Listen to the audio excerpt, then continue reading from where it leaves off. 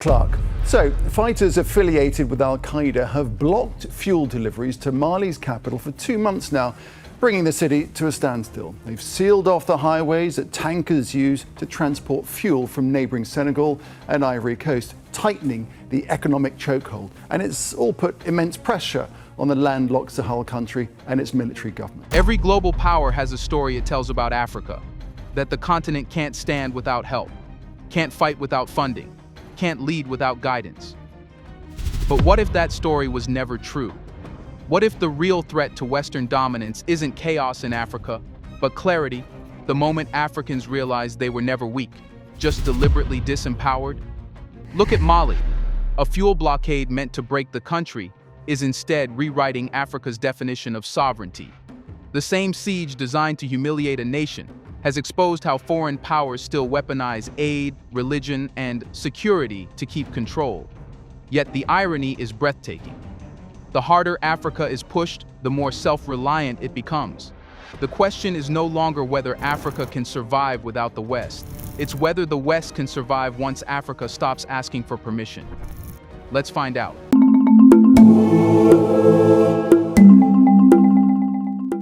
If a country wants to be free, the first thing it must learn is how power disguises itself. Mali is learning that lesson the hard way. What's happening there isn't just an insurgency, it's a demonstration of how control in the modern world rarely wears a uniform. It comes instead through blockades, sanctions, and engineered shortages that punish a nation not for its failures, but for its independence. The insurgents-linked blockade choking Mali's fuel supply is not a random insurgency. It's a calculated mechanism of pressure. Cut a nation's energy, and you cut its voice. Fuel is not just what runs engines.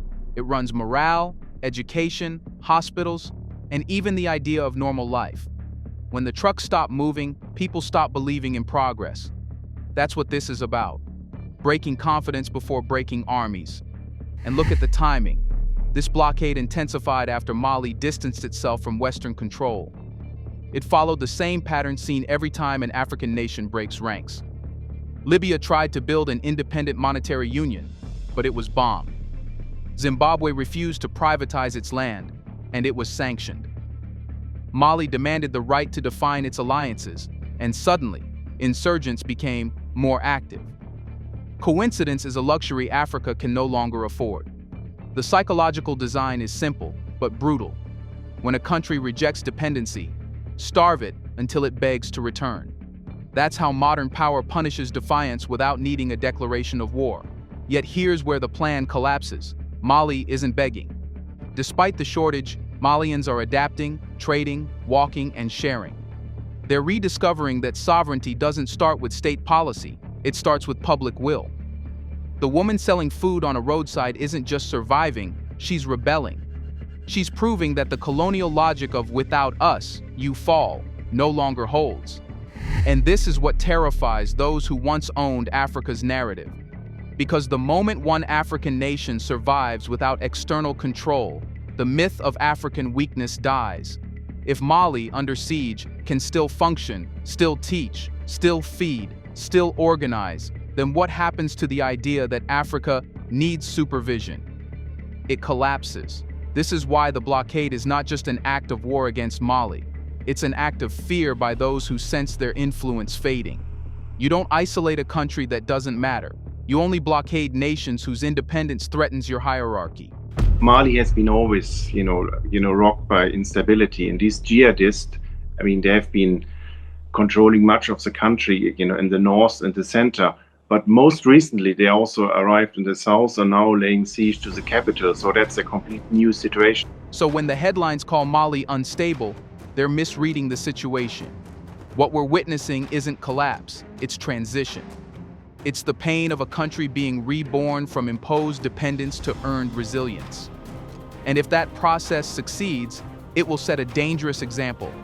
Dangerous to every foreign power that survives on African submission. Because once Africa learns that starvation cannot enslave it, no one will ever again be able to buy its loyalty with aid or fear. So the real question is no longer whether Mali can endure, it's what happens when it does. And for years, The African Union has been accused of being slow, symbolic, and detached, more of a continental conference than a continental power. But Mali's crisis has forced it to rediscover its spine. When AU chairperson Mahmoud Ali Yusuf called for enhanced cooperation, intelligence sharing, and sustained support, those weren't empty bureaucratic phrases. They were a coded acknowledgement of a deeper truth. Africa's survival will no longer be subcontracted. The problem with the old model of African security was never just inefficiency, it was dependence. Western nations made themselves indispensable, not effective. France, the UN, and the EU turned the Sahel into a laboratory for their stabilization strategies. Yet after a decade, the violence had multiplied, not shrunk. The results were clear. External solutions don't fail accidentally. They fail by design. A stable, self-sufficient Africa doesn't generate contracts, bases, or excuses for endless assistance. So when Yusuf spoke of intelligence sharing, he wasn't simply talking about data.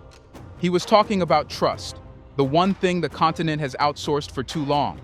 Why should foreign powers dictate Africa's understanding of its own conflicts? Why should security information about Mali's borders flow through Paris before it reaches Bamako? The AU is finally recognizing that intelligence isn't just about knowing the enemy. It's about deciding who you call an enemy in the first place. For decades, Western policy towards Africa has operated on a hidden rule. Control the information, and you control the interpretation. The AU's new stance threatens that monopoly. By promoting African-to-African intelligence cooperation, it is essentially saying, we will no longer let outsiders define our crises or our cures. That's revolutionary. Because the moment Africa owns its narrative, it owns its destiny. Yet, for this awakening to mean anything, it must be more than talk.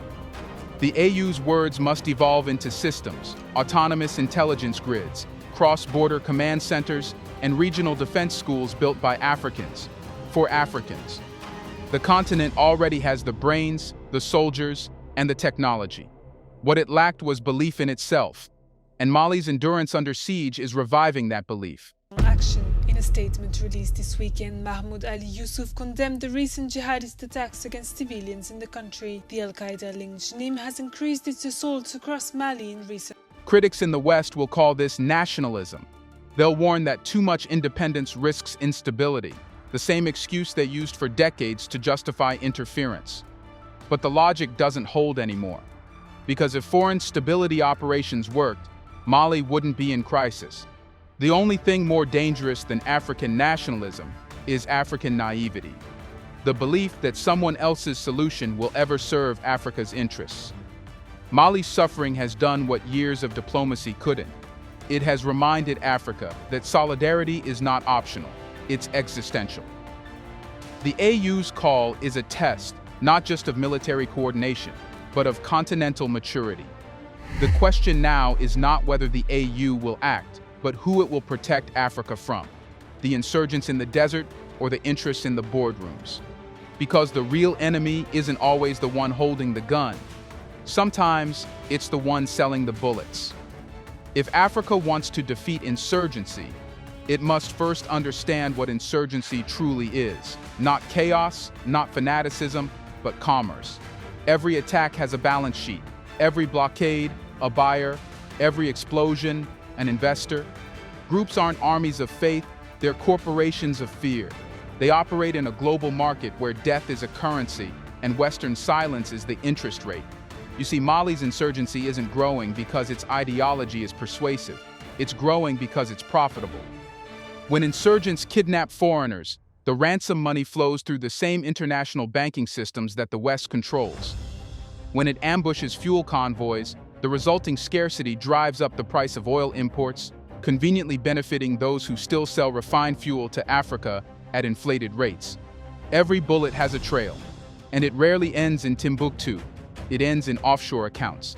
So let's drop the illusion that Mali is fighting a war of religion. This is a war of logistics, trade routes, and market access. The insurgents are merely the subcontractors.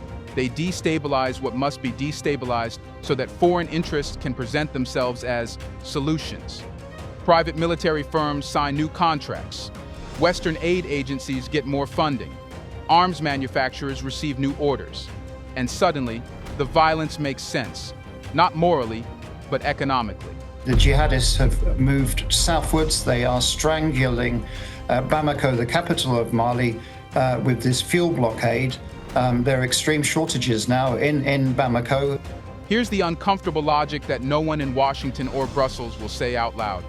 Instability in Africa creates predictability in Western profit. If Africa is always burning, someone always has a reason to sell it a fire extinguisher. JNIM and its affiliates provide the chaos that keeps the machinery of intervention running. They're not enemies of the system, they're instruments of it. That's why these insurgencies never die. They mutate. The same trucks that deliver weapons deliver aid. The same nations that condemn violence supply the intelligence that keeps the conflicts alive. And through this cycle, Africa remains both battlefield and marketplace. But Mali's defiance has disrupted this equation. By expelling French troops and challenging the legitimacy of Western anti-terror missions, it has cut the middlemen out of the chaos economy. It's saying to the world, we understand the game now, and we're not playing anymore. And that's what JNIM is truly fighting, not a government, but an awakening. Every blockade, every attack, every kidnapping is a message, know your place. Because if Mali stabilizes on its own terms, it proves that African security doesn't need Western management, and that truth would collapse $1 billion industry. So the question isn't whether Mali can eliminate insurgency, it's whether the world will allow it to. Because when peace threatens profit, peace becomes the new enemy. Which brings us to the next step. If foreign-led counterinsurgency is designed to fail, can Africa finally build a model of security that actually serves Africans instead of investors? Let's pause for a second to say, big thank you to the Black Culture Diary community, where Black voices, stories, and legacies are preserved and amplified.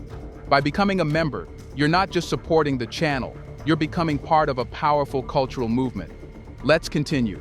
The easiest way to control a nation is to convince it that it cannot protect itself. For decades, this psychological warfare disguised as security partnership kept much of Africa trapped under the illusion of Western expertise. But Mali's decision to break that illusion, to expel foreign troops, question international missions, and build regional alliances on its own terms, is the most significant act of political maturity Africa has seen in years. Let's deal with the facts, not the slogans. France's Operation Barkhane spent nearly 10 years in the Sahel. Billions of euros, thousands of foreign soldiers, intelligence satellites, drones, armored convoys. And what happened? Violence increased fivefold.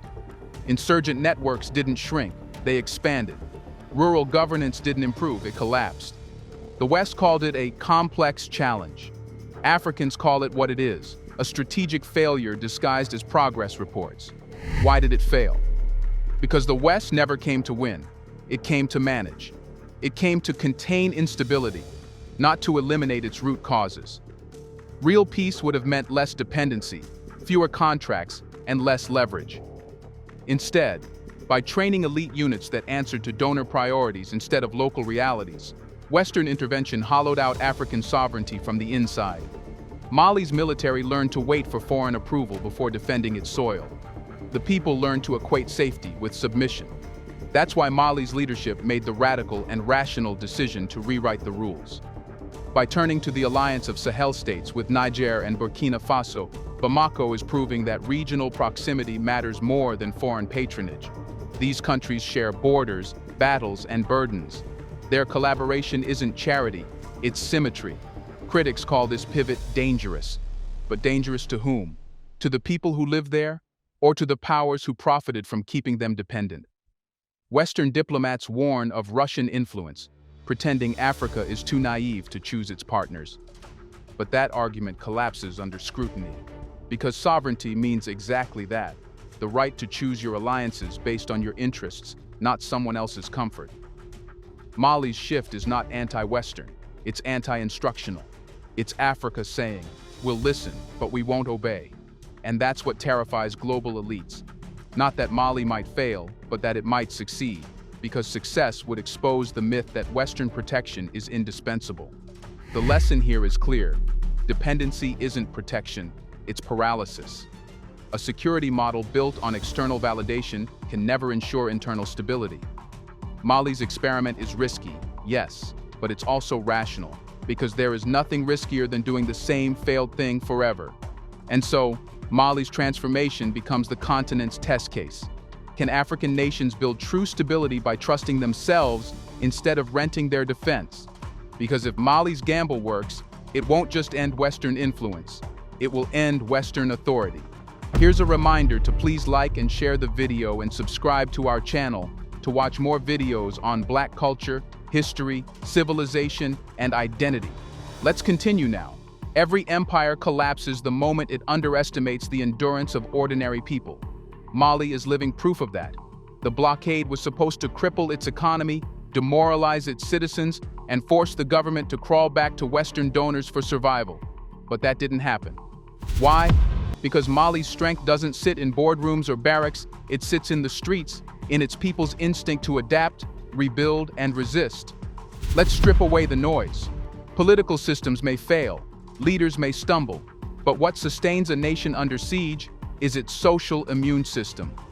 In Mali, that immune system is working overtime. When the fuel dried up, communities didn't riot, they reorganized. When schools shut down, teachers taught under trees. When food prices soared, neighbors shared supplies instead of stealing them. That's not desperation, that's social intelligence. Something development consultants never measure because it can't be monetized. Western analysts call this informal resilience, as if it's accidental, but it's deliberate, a centuries-old cultural design.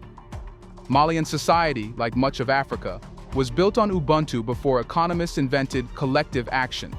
The village system, the cooperative, the barter, these aren't relics. They're the DNA of survival. When the West designed systems that collapse under stress, Africa designed communities that bend but don't break. And here's the irony. The more Africa is attacked, the more African it becomes. The woman selling food on the roadside in Bamako is not a symbol of poverty. She's the economist the IMF could never produce. She doesn't wait for stimulus packages. She creates circulation where none exists. The mechanic who converts cooking oil into generator fuel isn't underdeveloped. He's an engineer in a system that rewards innovation over instruction.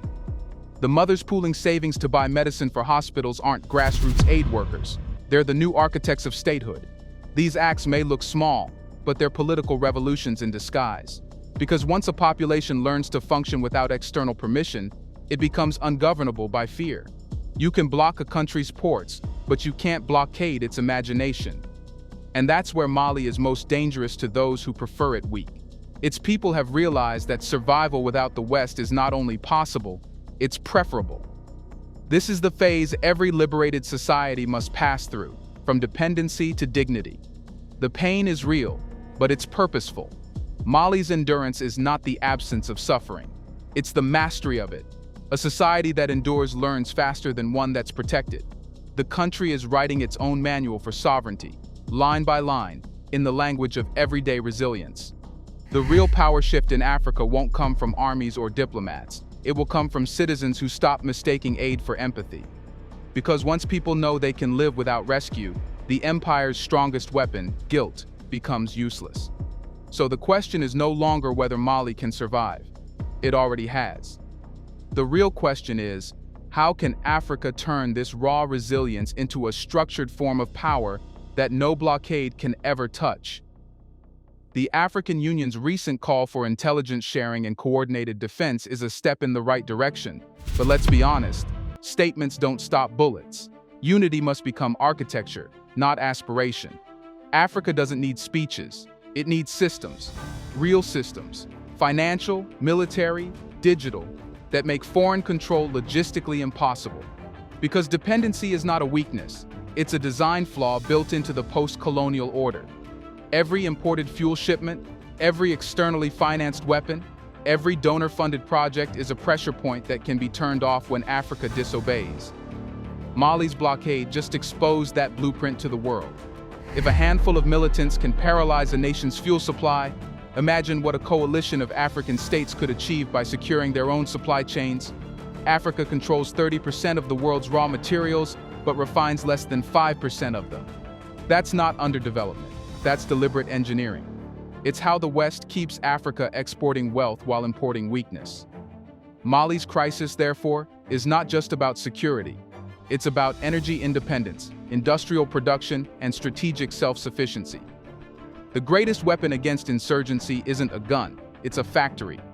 That's why the alliance of Sahel states is so disruptive. It isn't just a defense pact. Intent declares that African nations no longer need Western intermediaries to collaborate.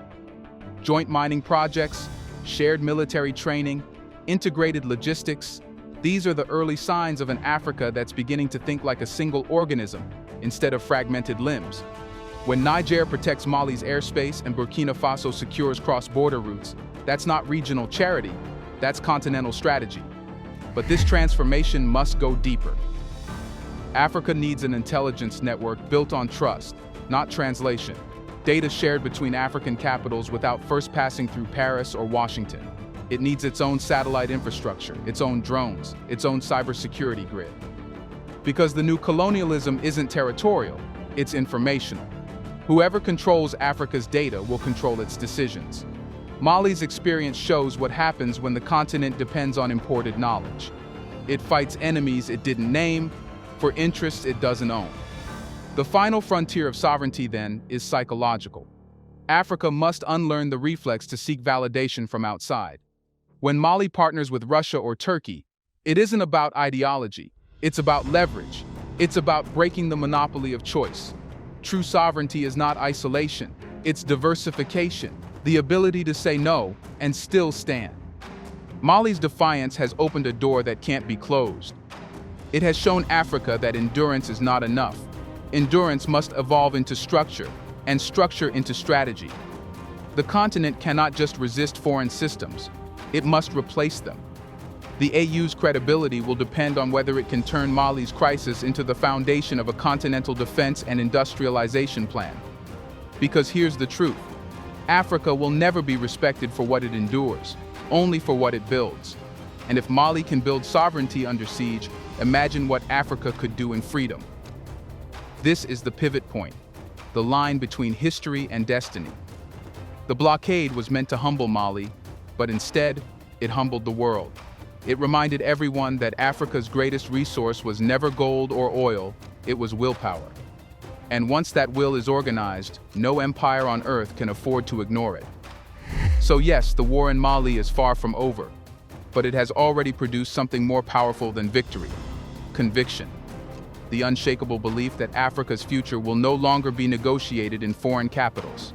And that belief, not weapons, not aid, not alliances, will be the foundation of the new Africa rising from the ashes of the old. If one African nation like Mali can resist and rebuild without Western aid, what stops the rest of the continent from doing the same? Let us know in the comments section, how long will Africa let foreign help disguise itself as control before turning that dependency into defense? Do you want to watch more videos like this one? If so, subscribe to our channel and press the bell icon next to it. We have decided to bring videos on something nobody talks about: the Black culture, civilization, history, and evidence about how glorious Blacks have been. Thanks for watching, and until the next video, stay tuned.